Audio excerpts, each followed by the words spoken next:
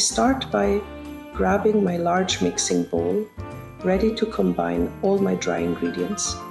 First, I add 3 cups of all-purpose flour for structure and balance. Next, 1 teaspoon of baking soda provides the perfect lift. Then, a 1/4 teaspoon of salt enhances the overall flavor. I sprinkle in 1 teaspoon of ground cinnamon for a cozy warmth. 2 teaspoons of ground ginger follow, bringing a zesty kick.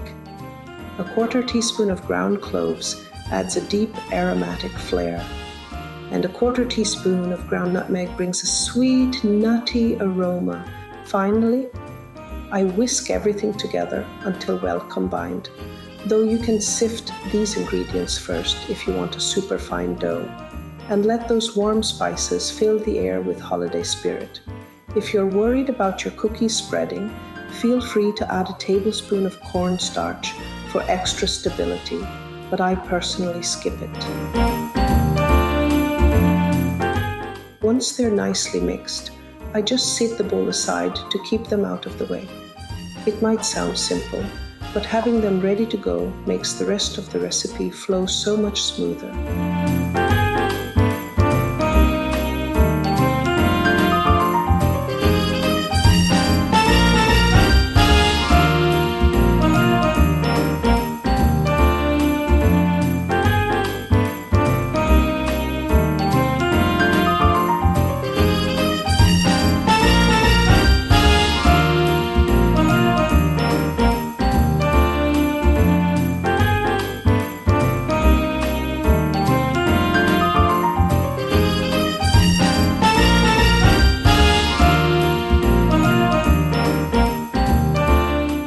When I zest an orange, I first give it a good rinse and pat it dry. Before I get started, I put on a pair of disposable vinyl gloves. I like wearing gloves because they keep my hands free of that lingering citrus aroma, and they help maintain a clean, hygienic workspace. Then I grab my microplane or fine grater and gently run the orange across it, rotating as I go. I'm careful to remove only the thin, bright orange layer, known as the zest, because the white pith underneath can taste bitter. It doesn't take much pressure, just a light touch so those fragrant citrus oils end up exactly where I want them. And that's all there is to it. When I zest an orange, I first give it a good rinse and pat it dry. Before I get started, I put on a pair of disposable vinyl gloves. I like wearing gloves because they keep my hands free of that lingering citrus aroma, and they help maintain a clean, hygienic workspace. Then I grab my microplane or fine grater and gently run the orange across it, rotating as I go.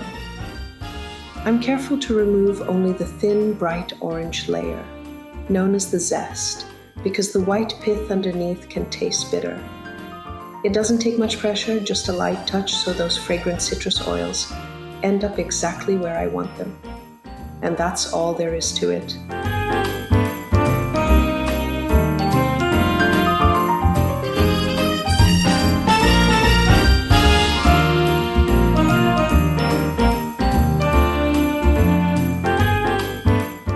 If you're looking for a healthier twist on this Orange Zest Gingerbread Cookie dough, I've got you covered. On my blog, I've shared a list of simple substitutions to make these cookies a bit lighter but just as delicious.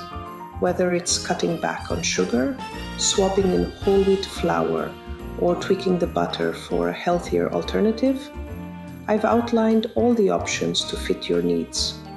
You can customize this dough to suit your preferences without sacrificing any of that incredible flavor. Check out the full recipe and all the healthier swaps on my blog. The link is waiting for you in the description below.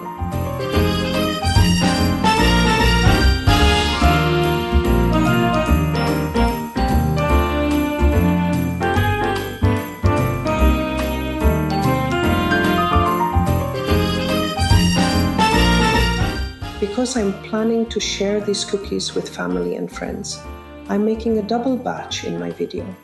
However, all the measurements I mention here are for a standard single batch, so feel free to double them if you want extra cookies. In a medium bowl, I whisk 1 large egg. This helps form the base of the dough and binds everything together perfectly. Then I measure out 1 teaspoon of vanilla extract and whisk it in. It adds a gentle sweetness and a comforting aroma.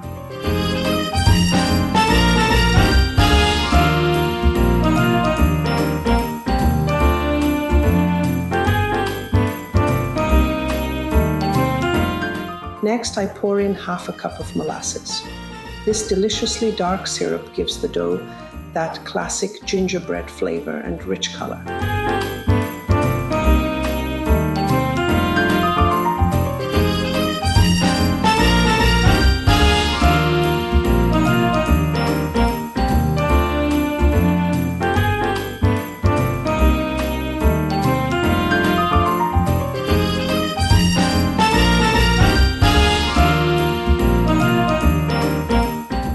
Now I whisk wet ingredients together to quickly combine them and add a little air for an extra smooth texture. I find that a whisk makes the job easier and more efficient, but if I don't have one on hand, I just grab a fork. It might take a bit more effort, but it still does the trick when I'm in a pinch.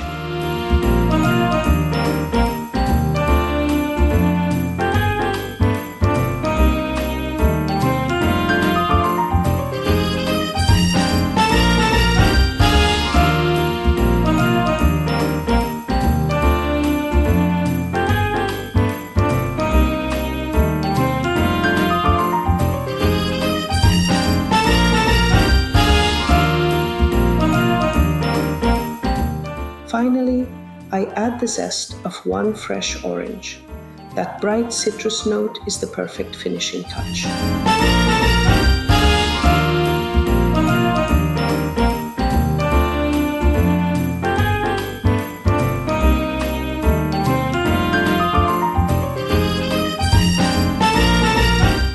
When I'm making a double batch of Orange Zest Gingerbread Cookie dough, my 7-quart KitchenAid mixer is a lifesaver. Its bowl lift design and larger capacity handle the thick dough effortlessly, making it perfect for big batches during holiday baking marathons. A tilt head mixer, while great for single batches, just doesn't have the power or room to handle a double batch without straining the motor or making a mess. If you're sticking to smaller quantities, a tilt head works beautifully, but for those larger batches, the 7-quart is the way to go. Here comes my favorite part, creaming the butter and sugar. First, I add 3/4 of a cup of softened unsalted butter to my trusty 7-quart KitchenAid mixer. Softened butter is essential here to achieve that perfect creamy texture. Next, in goes half a cup of packed brown sugar. The rich molasses in the brown sugar adds a depth of flavor that pairs beautifully with the spices in this dough. Using the paddle attachment, I cream the butter and sugar together on medium speed for about 2 to 3 minutes until the mixture is light and fluffy. This step is absolutely key to creating perfectly textured cookies, so don't rush it. Forgot to soften your butter? Don't panic. I've got you covered. Check out my How to Soften Butter. Quickly posed for simple life-saving tips. This trick has saved me more times than I can count during busy holiday baking sessions.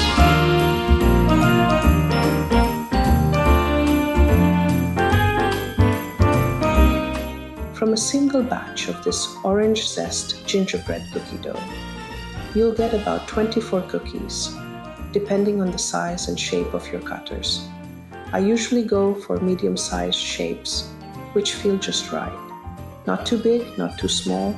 If you're cutting out tiny snowflakes or stars, you might end up with a few extras.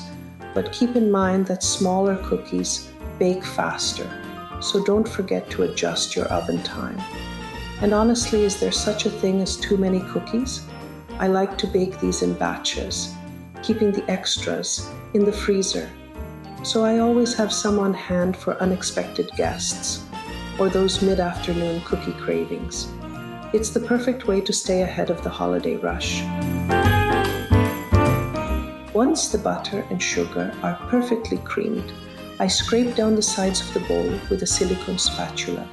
Then I pour in the egg, molasses, and orange zest mixture and mix on medium speed until fully combined.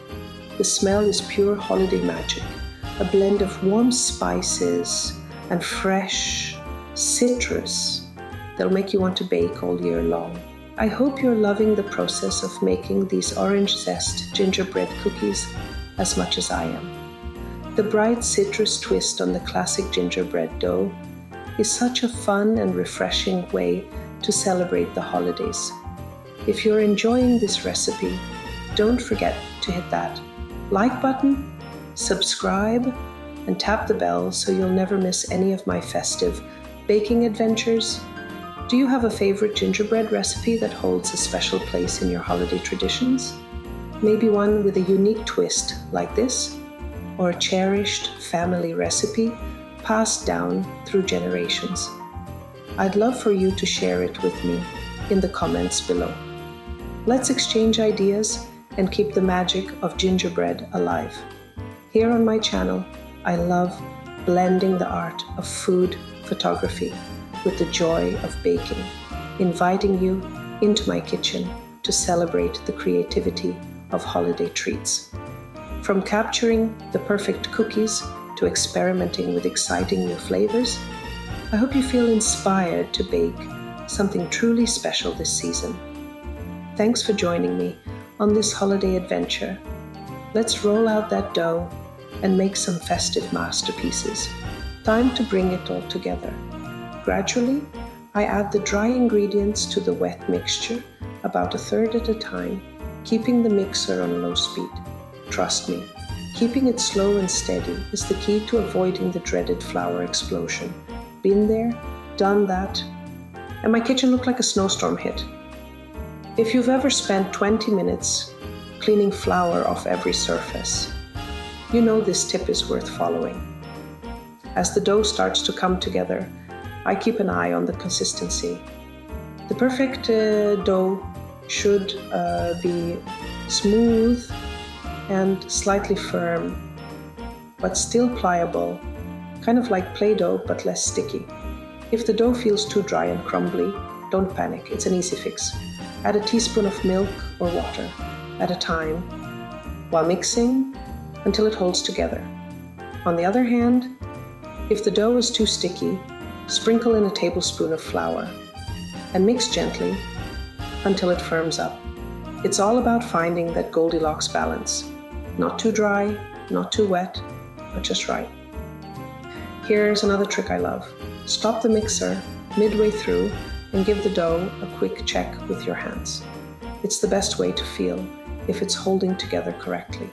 Plus, you get a sneak peek at that heavenly gingerbread aroma that'll soon fill your kitchen. Once the dough reaches the perfect consistency, I stop mixing immediately. Over-mixing can make the cookies tough, and nobody wants that. Remember, gingerbread dough is all about balance. Smooth, flavorful, and ready to roll, literally, into your holiday baking dreams. Here's my little holiday survival secret. I don't try to do everything at once. Nope, I've learned the hard way that holiday baking can quickly turn into chaos if you don't pace yourself. So here's my trick. I pre-make and freeze the dough months ahead. Yes, months. This Orange Zest Gingerbread cookie dough freezes beautifully for up to 3 months, neatly labeled and ready to go. Then I bake the cookies in batches and freeze them too. They hold up perfectly and are like little blank canvases waiting for some holiday magic. A week before the big celebrations, I thaw them out and decorate like crazy. This way, I can actually enjoy the decorating process without the stress of the oven timer looming over me. It's a total game changer. and keeps me feeling like a holiday pro, even when the calendar is packed.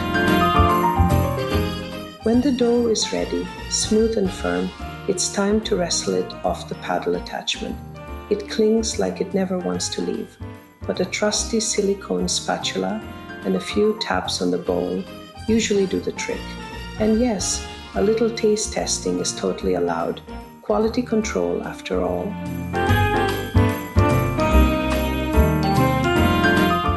Next, I lay a sheet of food wrap flat on the counter. It's like prepping a tiny stage for our dough.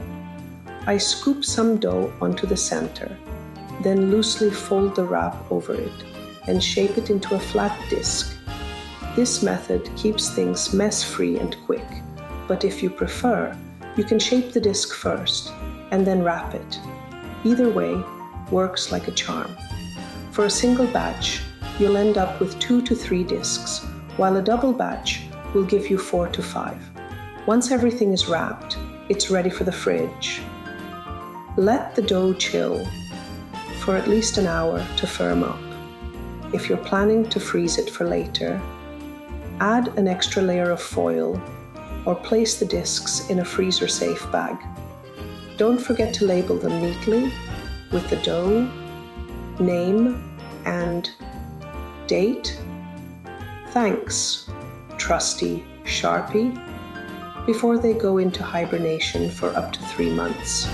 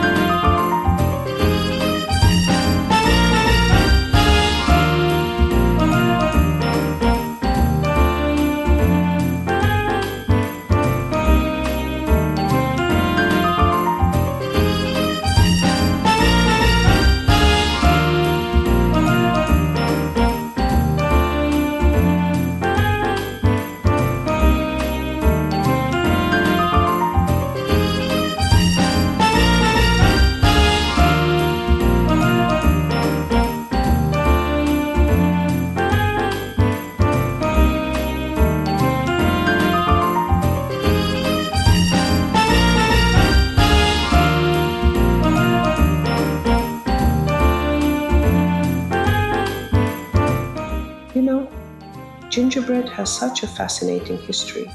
It's like every bite tells a little story. Can you believe it started way back in ancient Greece and Egypt?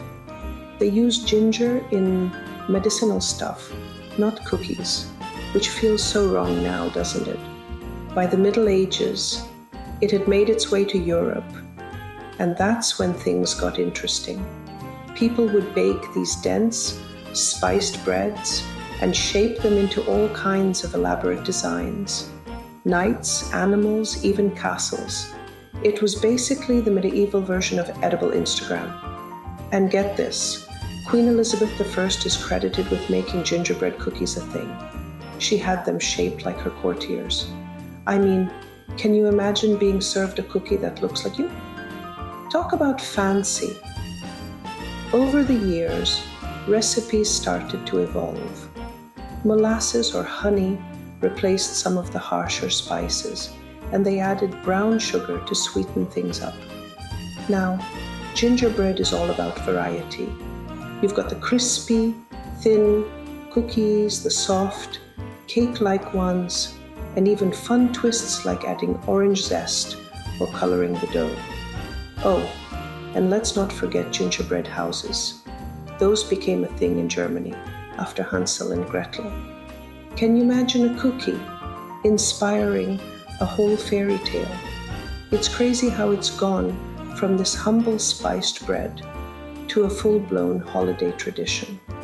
Every generation seems to add their own little twist to it, and honestly, I think that's the best part. There's always something new to try.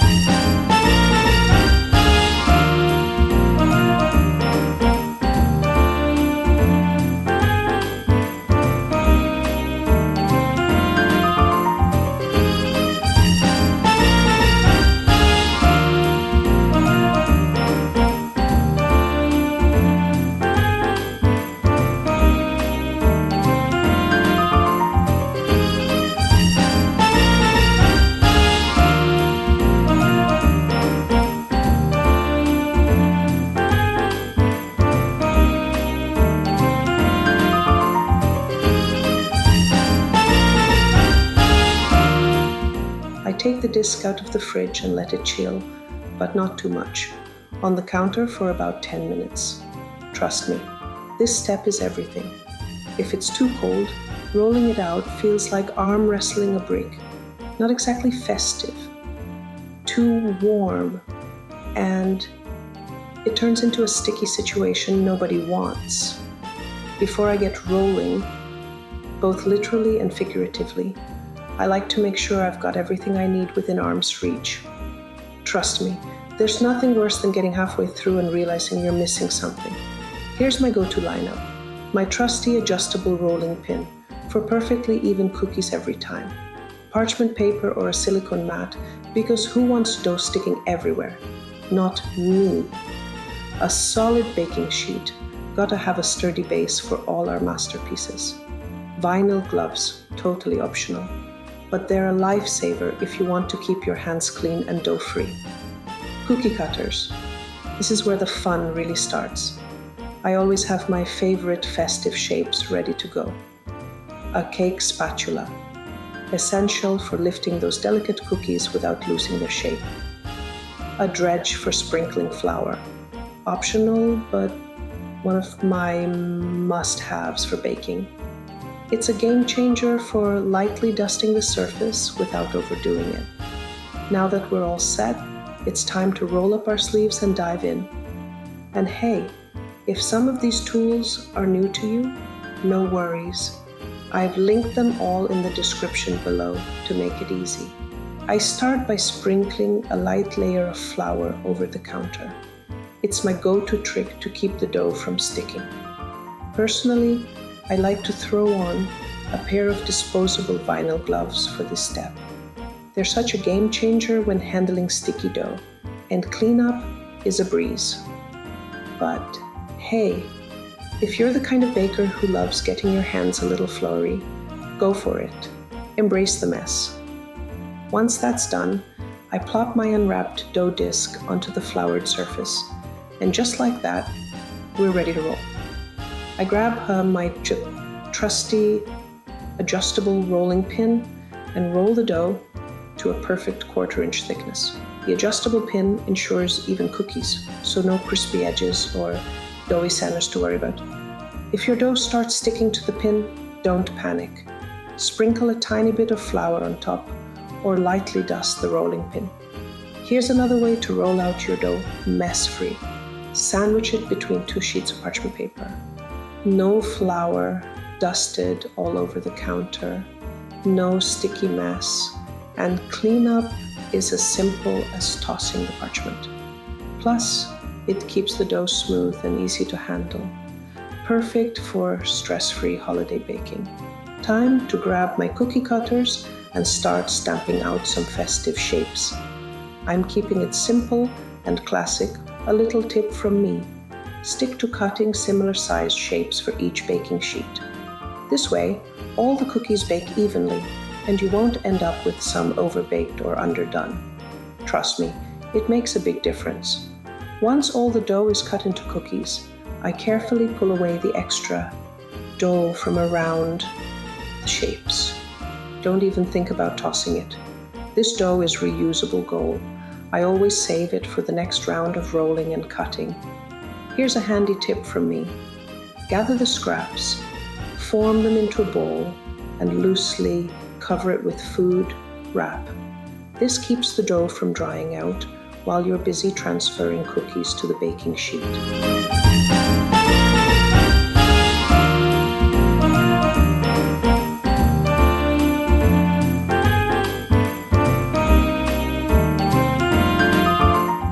I grab my baking sheet and line it with parchment paper. Pre-cut sheets are my go-to. They save so much time, but a roll works perfectly fine too.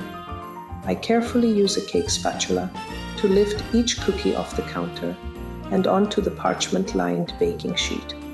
This little tool, game changer.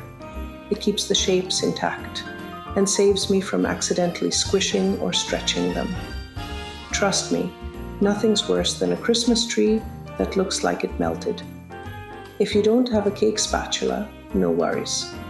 A thin, flat pancake spatula or even a large butter knife can do the trick in a pinch. Just be gentle. I always make sure to space the cookies about 1 inch apart on the sheet. This gives them enough room to bake evenly and allows proper airflow. It's a small detail, but it makes a big difference. When I'm done cutting out the cookies, I gather up the dough scraps and press them back into a disc. Then I roll it out again to cut even more cookies. If the dough starts to get too soft after a couple of rounds, here's a quick fix.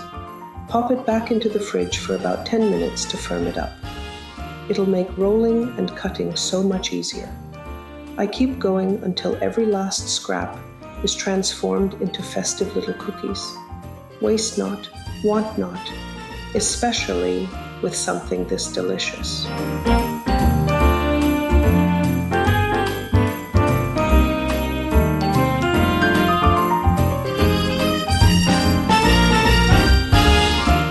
This year, I'm shaking things up in the kitchen. Instead of sticking to my usual gingerbread cookie routine, I've decided to experiment with not 1, not 2, but multiple gingerbread flavors. And here's my secret. To keep track of all the delicious variations, I am baking each flavor in a single cookie cutter shape.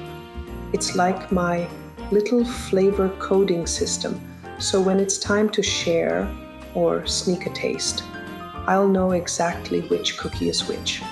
If you want to try something new with your gingerbread this holiday season, head over to my gingerbread playlist. I've got recipes for every flavor mood, from warm and spice to citrusy and bright. My personal favorite? The Orange Zest Gingerbread. It's tangy and festive. But some of my friends swear by the spiced gingerbread for that classic holiday flavor. What about you? Let me know which flavor is your favorite.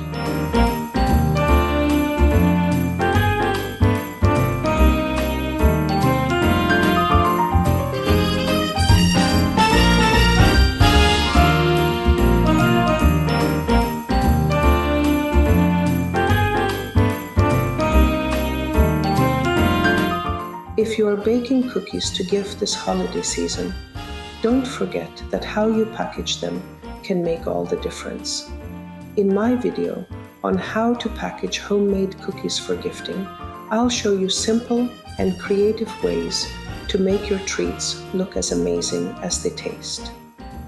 From festive wrapping ideas to adding personal touches like ribbons and tags, you'll find everything you need to make your homemade gifts extra special. Be sure to check it out and get inspired for your holiday baking.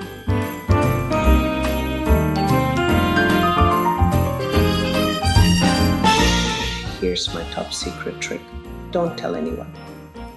Before baking, I always sneak the baking sheet into the fridge for about 10 minutes. Why, you ask? Well, here's the science. Chilling the dough firms up the butter in the cookies, which slows down how quickly it melts in the oven. This gives the cookie structure a chance to set before spreading, keeping those shapes crisp and perfect. And here's the key. Straight from the fridge, they go right into the fully preheated oven at 350 degrees Fahrenheit. That's right. Make sure your oven has reached its ideal temperature before those cookies go in. No delays, no detours, just perfectly shaped cookies every single time. Now you not only know the secret, but also the science behind it. Talk about being a baking pro. All right, it's oven time. I grab my chilled baking sheet and place it right on the middle rack of my fully preheated oven at 350 degrees Fahrenheit. That's the sweet spot for even baking. I bake the cookies for about 8 to 10 minutes, keeping a close watch. The edges should look just set, while the centers will still be soft. Don't worry, they'll firm up as they cool. Here's a little insider tip from me. If you've ever battled with burnt cookies, haven't we all?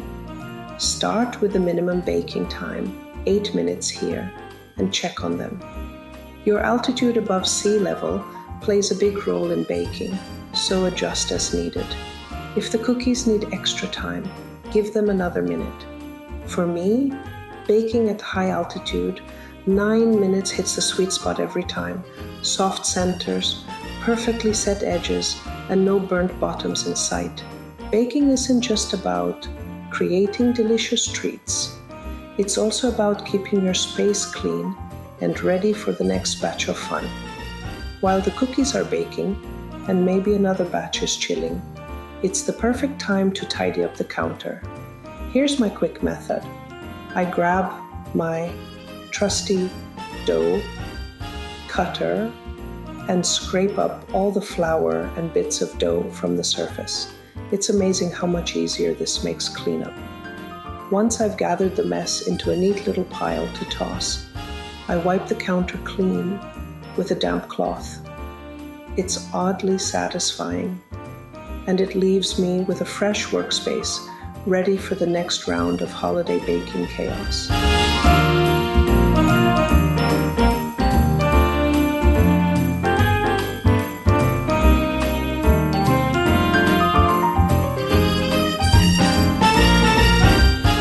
When the cookies come out of the oven, I let them rest on the baking sheet for about 5 minutes. This little pause gives them time to set and firm up before I move them. Then I carefully transfer them to a cooling rack to cool completely. Trust me, this step is non-negotiable if you're planning to decorate them. Warm cookies and icing, total meltdown. But if you don't have a cooling rack, no worries. You can lay the cookies out on a clean sheet of parchment paper or a kitchen towel. Just make sure they have enough space to cool evenly and don't stack them, or you'll end up with steam-softened cookies.